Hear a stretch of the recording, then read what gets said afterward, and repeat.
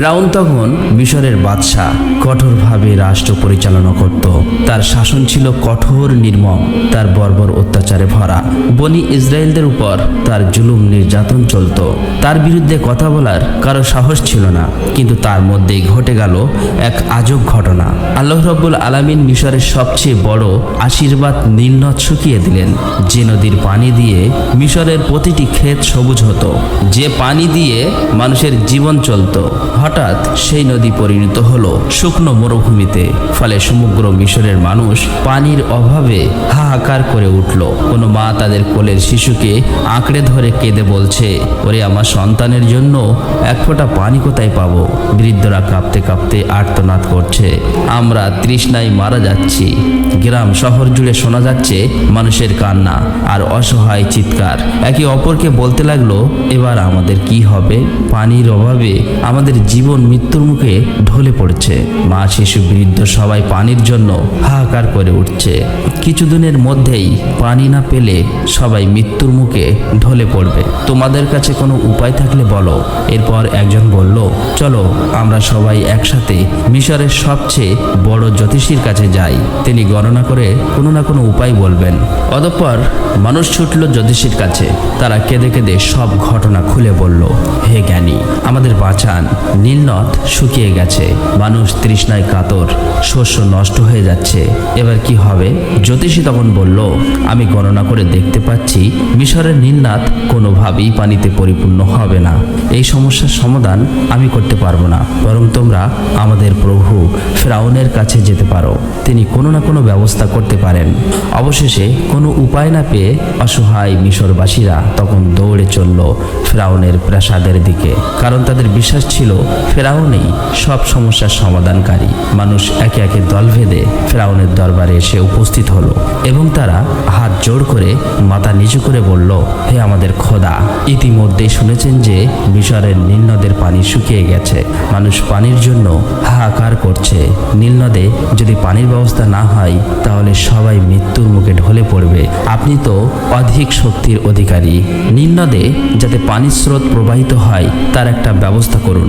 তাছাড়া অনেক লোকে বলছে আমাদের বাদশা যদি পানির ব্যবস্থা না করেন তাহলে আমরা তাকে খোদা বলে মানব না।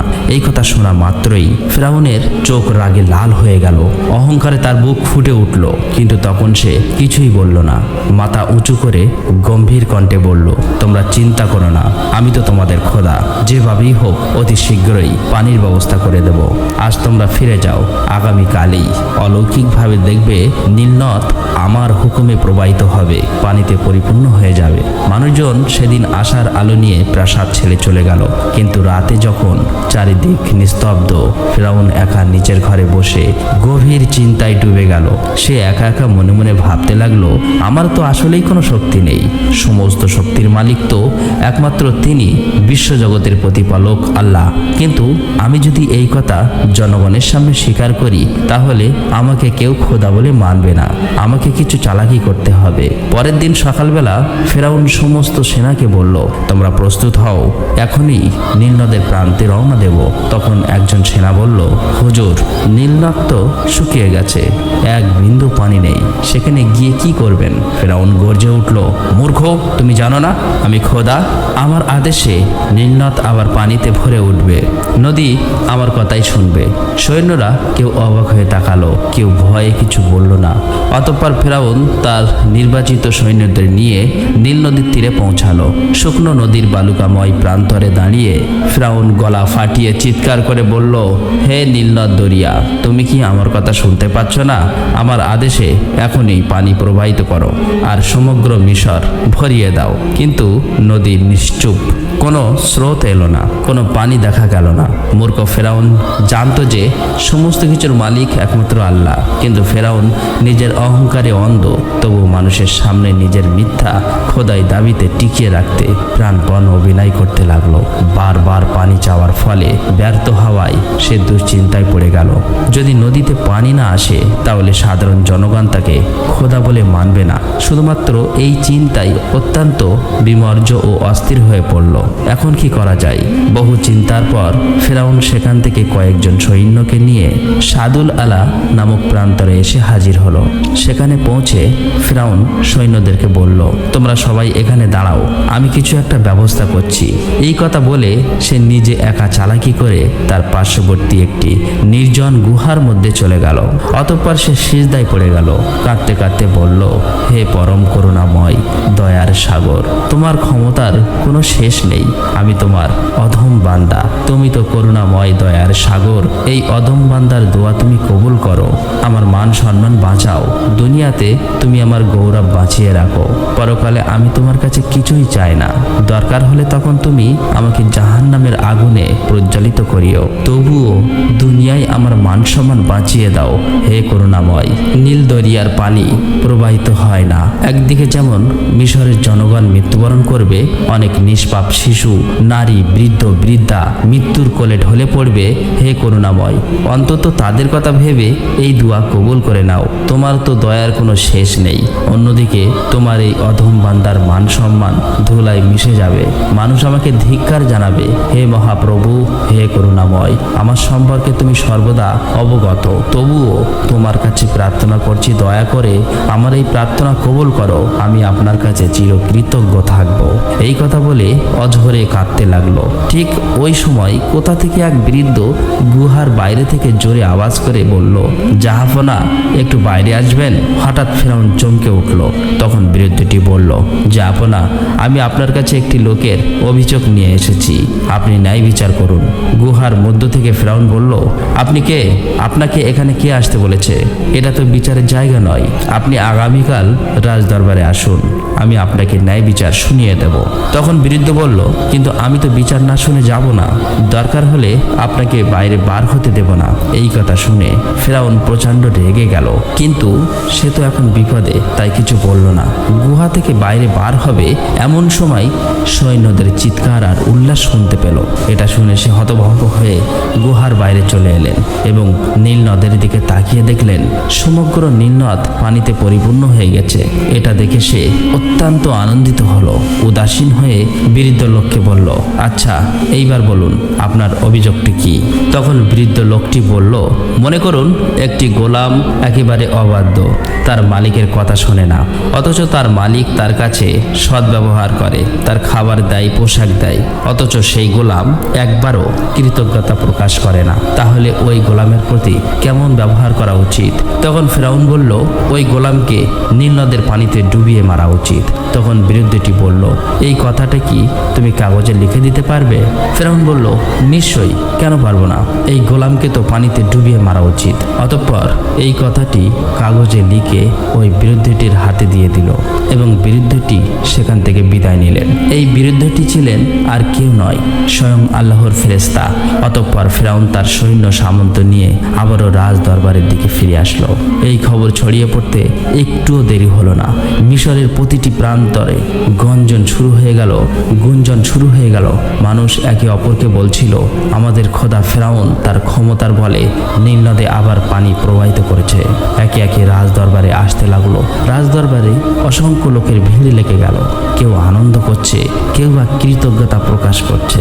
তারা মাথা নিচু করে বলল, হে আমাদের খোদা, আপনি আমাদের মৃত্যুর হাত থেকে রক্ষা করেছেন, আমরা এই উপকার সারা জীবন ভুলব না। ফেরাউন তখন অহংকারে বুক ফাটিয়ে হেসে বলল, তোমরা ভয় পেও না, আমি অনেক শক্তির অধিকারী। নীল নদে পানি আনা তো আমার জন্য সামান্য ব্যাপার, এর থেকেও বড় অলৌকিক কিছু আমি দেখাতে পারি। আমি তো বলেছিলাম তোমাদের জন্য আমি পানির ব্যবস্থা করে দেব। লোকেরা তার কথাই আরো বিমোহিত হয়ে গেল। তারা ফেরাউনকে খোদা বলে ডাকা শুরু করলো, আবারও জোরে, আবারও সম্মানের সাথে। দরবারে সবার প্রশংসা স্রোত বইতে লাগলো। আর ফেরাউন পূর্বের সব কথা ভুলে গেল। সে ভুলে গেল আসল শক্তির অধিকারীকে, ভুলে গেল সেই এক আল্লাহর দয়া ছাড়া সে এক বিন্দু পানি আনতে পারত না। বরং সে নিজের অহংকারে আরো ডুবে গেল। নিজেকে মনে করতে লাগলো যেন সত্যি সেই সবকিছুর মালিক। বছর বছরের পর বছর কেটে গেল। ফেরাউনের নিষ্ঠুরতা আরো বেড়ে গেল।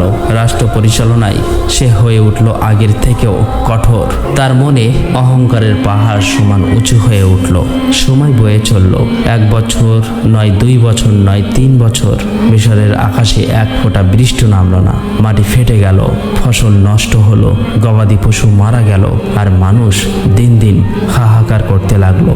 মিশরে পরপর 3 বছর বৃষ্টি না হয়ে দুর্ভিক্ষ দেখা দিল। অবশেষে একদিন অসংখ্য মানুষ ফেরাউনের দরবারে এসে হাজির হলো এবং সবাই বলল, আপনি তো আমাদের খোদা, আপনি কোনো ব্যবস্থা করুন। দেশে এতটাই দুর্ভিক্ষ যে মানুষ না খেয়ে মারা যাচ্ছে। তখন ফেরাউন তাদের কথা শুনে রাগে গর্জে উঠল এবং বলল, এই দুর্ভিক্ষ আমার কারণে নয়, সবকিছুর দায়ী হলো ওই মূসা। তার অপচেষ্টা, তার জঘন্য কারসাজির কারণেই মিশরের এই ব্যবস্থা। মূসার কারণেই দুর্ভিক্ষ হয়েছে। তোমরা সবাই তার কাছে যাও, দেখি সে তার খোদাকে বলে তোমাদের জন্য কি করতে পারে। তখন সকল জনগণ ফেরাউনের কথা মতো হযরত মূসা আলাইহিস সালামের নিকট হাজির হলো এবং বলল, হে মূসা, তুমি যদি তোমার খোদাকে বলে এই করাল দুর্ভিক্ষর সবল থেকে আমাদের রক্ষা করতে পারো, তাহলে আমরা মেনে নেব তুমি আল্লাহর সত্য নবী এবং তোমার খোদার প্রতি ঈমান আনবো। তখন হযরত মূসা আলাইহিস সালাম একাকী ঘরের মধ্যে চলে গেলেন এবং মহান আল্লাহ রাব্বুল আলামিনের কাছে দোয়া করে বললেন, আল্লাহ, তুমি তো বিশ্ব জগতের প্রতিপালক, তুমি দয়ার সাগর। হে আল্লাহ, এই অভুক্ত মানুষের প্রতি রহম করো, তাদের এই ভয়াবহ দুর্ভিক্ষ থেকে মুক্তি দাও, তোমার রহমতের বৃষ্টি দান করো। আল্লাহ রাব্বুল আলামিন তার নবীর দোয়া কবুল করলেন। হঠাৎ আকাশ কালো মেঘে ঢেকে গেল, বিদ্যুৎ চমকালো, তারপর প্রবল বৃষ্টির ধারা নেমে এলো। মিশরের শুকনো মাটি ভিজে উঠল, ক্ষেত খামার আবার সবুজে ভরে গেল। অতঃপর হযরত মূসা আলাইহিস সালাম সে সকল লোকদের কাছে গিয়ে বলল, হে প্রিয় ভাইরা, এবার আপনারা ঈমান আনুন, এক আল্লাহ ছাড়া কোনো উপাস্য নয়, তিনি আমাদের রব। এই কথা শোনা মাত্রই ওই লোকগুলো অট্টহাসি করে বলল, হে মূসা, তোমার কথা আমরা শুনবো না, কারণ আমাদের প্রভু ফিরআউন এবং আমাদের দেবদেবীর দয়ায় দেশে প্রচুর বৃষ্টি হয়েছে এবং আবারও শস্য উৎপাদন হয়েছে। হযরত মূসা আলাইহিস সালামের কথা তারা শুনল না। অতঃপর মূসা আলাইহিস সালাম বাড়িতে ফিরে আসলেন, কিন্তু তবুও ফিরআউনের অহংকার কমল না। সে জনগণের সামনে দাঁড়িয়ে ঘোষণা করল, দেখছো তো, আমার কারণেই আকাশ থেকে বৃষ্টি নামলো। আমি যদি খোদা না হতাম তবে কি এইভাবে দুর্ভিক্ষ দূর হতো? হযরত মূসা আলাইহিস সালামের দোয়ায় আল্লাহর রহমত নেমে এলো। অথচ প্রতারক নিষ্ঠুর ফিরআউন তার মিথ্যা খোদার দাবিকে অটুট রাখতে চাইল। কিছুদিন পর মিশরে আবারও নামলো একের পর এক বিপদ। আল্লাহর গজব ধেয়ে এলো ফিরআউন ও তার জাতির উপর। প্রথমে নেমে এলো প্রবল বন্যা, নীলনদ উথলে উঠল, সবকিছু ভাসিয়ে নিয়ে গেল। মানুষ চিৎকার করে উঠল, আমরা কোথায় আশ্রয় নেব? বাড়ি ঘর, ক্ষেত খামার, গবাদি পশু সব ভেসে গেল বন্যার জোয়ারে। কিন্তু ফিরআউন সে তার রাজ সিংহাসনে বসে অহংকারে হেসে বলল, এ তো কেবল প্রাকৃতিক ঘটনা, এর সাথে আমার খোদাই হবার কোনো সম্পর্ক নেই। কিছুদিন পরে ধেয়ে এলো আবারও ভয়ঙ্কর শাস্তি। মিশরের প্রতিটি ক্ষেত জুড়ে নেমে এলো পঙ্গপালের কালো ঝড়। লাখো কোটি পঙ্গপাল নেমে এসে মুহূর্তের মধ্যে গম, জব, ধান সব গিলে খেলো। এরপরে দেখা দিল নতুন এক বিপদ, উকুনের উপদ্রব। মানুষের শরীর, কাপড়, ঘর বাড়ি সবখানে উকুনে ভরে গেল। মানুষ চুলকাতে চুলকাতে পাগল হয়ে উঠল। শিশুর কান্না, বৃদ্ধার আর্তনাদ চারিদিকে শোনা যেতে লাগলো। কিন্তু আল্লাহর গজব এখানেই থামলো না। হঠাৎ মিশরের নদী, খাল, বিল থেকে অসংখ্য বিষাক্ত ব্যাঙ বেরিয়ে এলো। রাস্তা, বাড়ি, খাবারের হাঁড়ি, পানির পাত্র সব জায়গায় ব্যাঙে ভরে গেল। কিন্তু ফিরআউন ক্ষমতার শিখরে রাজ সিংহাসনে বসে অহংকারে ফেটে পড়েছে। চারিদিকে সেনা, সামন্ত, দাসদাসী। এমন ভয়াবহ অবস্থায় একদিন ফিরআউনের এক সেনা দৌড়ে এসে বলল, হুজুর, এক অদ্ভুত ঘটনা ঘটেছে। কোথা থেকে যে হাজার হাজার বিষাক্ত ব্যাঙ এসে পড়েছে। মানুষ অতিষ্ঠ হয়ে গেছে, কেউ আর স্বাভাবিকভাবে বাঁচতে পারছে না। ফিরআউন অট্টহাসি দিয়ে বলল, তুমি কি স্বপ্ন দেখছো? ব্যাঙ আবার মানুষকে কষ্ট দেবে কেমন করে? তুমি ভয় পাওয়া দুর্বল সৈন্য ছাড়া আর কিছুই নও। কিন্তু সেনার চোখে ছিল আতঙ্কের ছাপ। সে কাপা গলায় বলল, না হুজুর, এটি স্বপ্ন নয়। মিশরের প্রতিটি ঘরে, প্রতিটি রাস্তায় ব্যাঙে ভরে গেছে। মানুষ চিৎকার করছে, অসহায় হয়ে পড়েছে। ফিরআউন এক মুহূর্তের জন্য স্তব্ধ হলো। তার বুক কেঁপে উঠল, কারণ সে জানতো এগুলো কোনো প্রাকৃতিক ঘটনা নয়, এগুলো আল্লাহর পক্ষ থেকে পাঠানো আযাব, যা বারবার তাকে সতর্ক করছে। কিন্তু ফেরাউন নিজের অহংকারে অন্ধ। সে সত্য জেনেও মিথ্যার উপর দাঁড়িয়ে থেকে নিজের খোদার দাবিকে আঁকড়ে ধরল। অন্যদিকে মিশরের সাধারণ মানুষ আতঙ্কিত হয়ে একে অপরকে বলছে, আজ অদ্ভুত সবকিছু ঘটছে। পানির ভিতর চারিদিকে ব্যাঙ আর ব্যাঙ, লাখো লাখো ব্যাঙ ছেয়ে গেল। মিশরের নদী, নালা, রাস্তা, ঘরের ভিতর থেকে শুরু করে খাবারের হাঁড়ির পাতিল পর্যন্ত কোথাও আর ব্যাঙ মুক্ত নেই। অবশেষে একদল লোক ফেরাউনের দরবারে এসে উপস্থিত হলো এবং তারা বলল, হুজুর, তুমি তো বলেছিলে তুমি শক্তিশালী, তোমার দেবতারা শক্তিশালী, তবে আজ একই হলো, ব্যাঙের দল আমাদের ঘুম কেড়ে নিয়েছে, সন্তানরা ভয়ে কাঁদছে, খাবার পানি নষ্ট হয়ে গেছে। ফেরাউন প্রথমে হেসে উড়িয়ে দিল। সে বলল, এ তো কিছুই না, আমাদের দেবতারা চাইলে মুহূর্তে সব শেষ করে দেবে, তোমরা চিন্তা করো না, এর ব্যবস্থা করছি, তোমরা এখন বাড়ি ফিরে যাও। অতঃপর তারা বাড়ি ফিরে গেল। কিন্তু ব্যাঙের দঙ্গল থামলো না, বরং দিন দিন বাড়তেই লাগলো। সৈন্যদের বুটের ভেতর, রান্নাঘরের হাঁড়ির ভেতর, এমনকি ফেরাউনের প্রাসাদের বিছানার উপর পর্যন্ত ব্যাঙ লাফিয়ে লাফিয়ে উঠে গেল। তখন ফেরাউন চিৎকার করে বলল, তোমরা যাও, মুসাকে এখনই ডেকে আনো, আমি তার সাথে চুক্তি করতে চাই। দুইজন সেনা হযরত মুসা আলাইহিসসালামকে এই খবর পৌঁছে দেওয়ার জন্য রওনা হলো। কিন্তু রাস্তার মাঝেই দেখলো কিছু লোক হযরত মুসা আলাইহিসসালামকে বলছে, হে মুসা, তুমি আমাদের বিপদ থেকে উদ্ধার করো, তোমার আল্লাহর কাছে দোয়া করো, এই গজব যেন সরিয়ে নেয়। যদি তুমি এটা করতে পারো তাহলে আমরা প্রতিজ্ঞা করছি অবশ্যই তোমার আল্লাহর প্রতি ঈমান আনবো এবং তোমাকে সত্য নবী বলে মানব। এই কথা শেষ হলেই সৈন্য দুটি তার কাছে গিয়ে সমস্ত কথা খুলে বলল। তখন হযরত মুসা আলাইহিসসালাম আর দেরি করল না, সাথে সাথেই ফেরাউনের রাজদরবারে হাজির হলো। হযরত মুসা আলাইহিসসালামকে দেখা মাত্র ফেরাউন বলল, হে মুসা, তোমার প্রতিপালকের কাছে দোয়া করো যেন এই ব্যাঙ আমাদের থেকে দূর হয়। আমি কথা দিচ্ছি তোমার জাতিকে মুক্তি দেব এবং তোমাকে সত্য নবী বলে মেনে নেব। সমগ্র জনগণের কথা চিন্তা করে, শিশু, বৃদ্ধ আর নিষ্পাপ মানুষের কথা চিন্তা করে হযরত মুসা আলাইহিসসালামের হৃদয় গলে গেল। অবশেষে বাড়ি ফিরে মুসা আলাইহিসসালাম আল্লাহর কাছে দোয়া করলেন। অল্প সময়ে শহর থেকে ব্যাঙ দূর হয়ে গেল, মানুষের মনে স্বস্তি ফিরল। অন্যদিকে ফেরাউন এর মধ্যেই মানুষকে বুঝিয়ে রেখেছে যে আমার ক্ষমতার বলে ব্যাঙ দূর হয়েছে। অতঃপর হযরত মুসা আলাইহিসসালাম ওই লোকদের কাছে গিয়ে বলল, হে প্রিয় ভাইয়েরা, এখন তো বিপদ মুক্ত হয়েছ, অতএব তোমরা আল্লাহর উপর ঈমান আনো।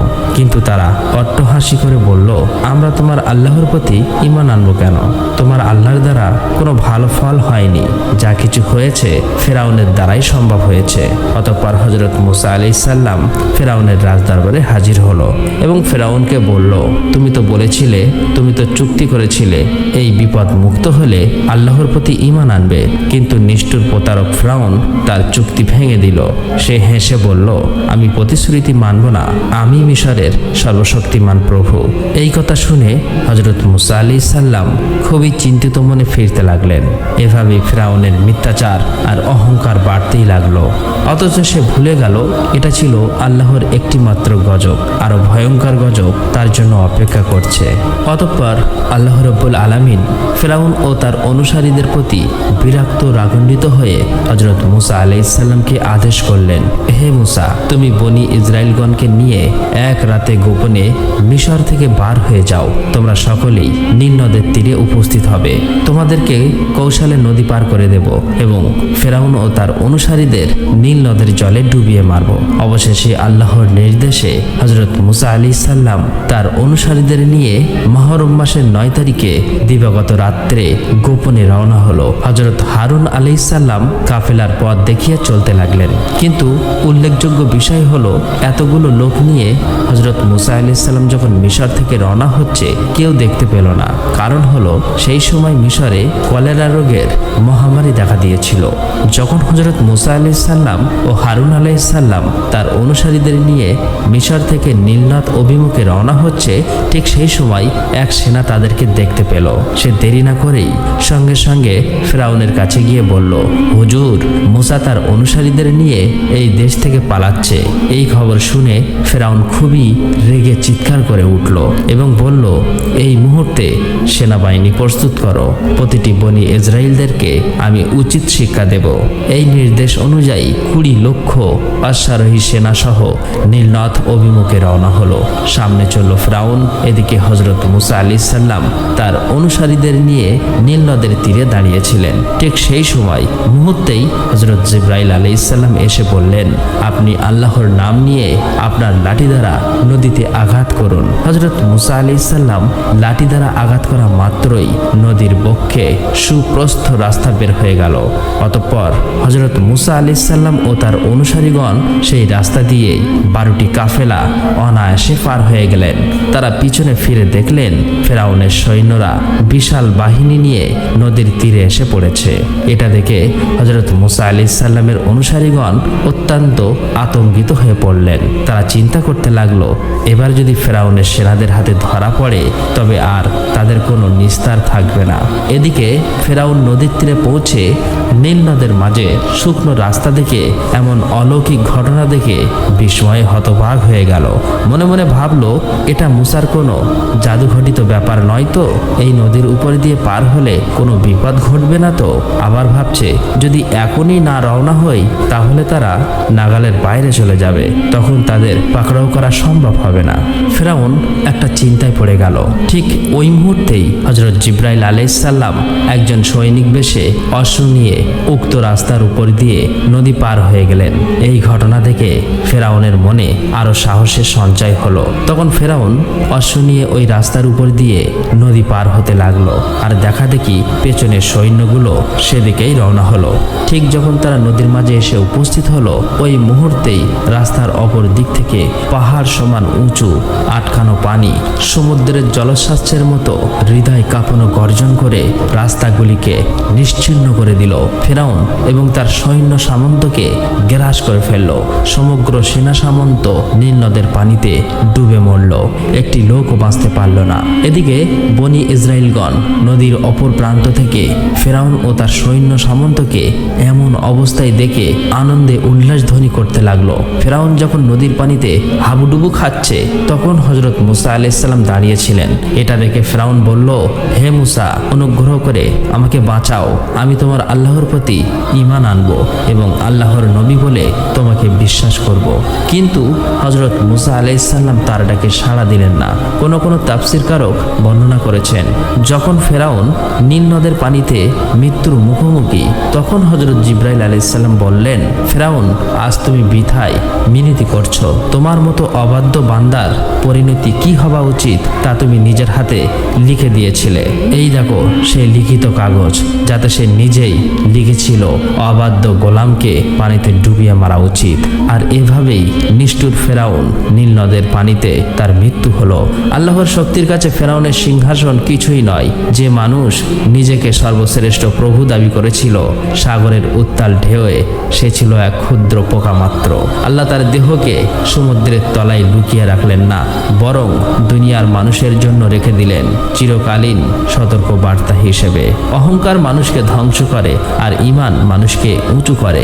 যারা আল্লাহর পথে ধৈর্য ধরে তাদের জন্য জাহান্নামের দরজা খুলে যায়। প্রিয় দর্শক, আল্লাহ তাআলা আমাদের সকলকে যেন অহংকার থেকে দূরে রাখে এবং সঠিক পথে চলার তৌফিক দান করেন। আমরা সবাই বলি আমিন। আসসালামু আলাইকুম।